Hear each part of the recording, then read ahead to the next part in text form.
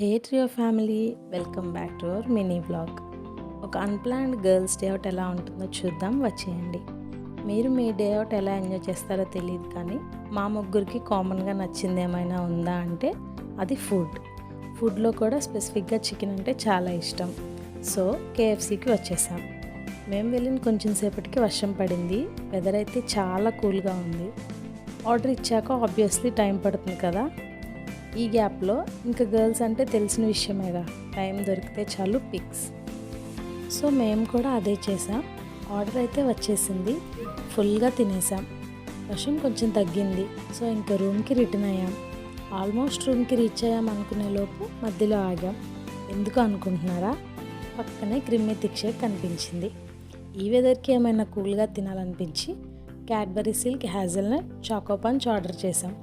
Taste అయితే super ఉంది. ఇంకా అలా నడుచుకుంటూ హాస్టల్కి వెళ్ళిపోయాం.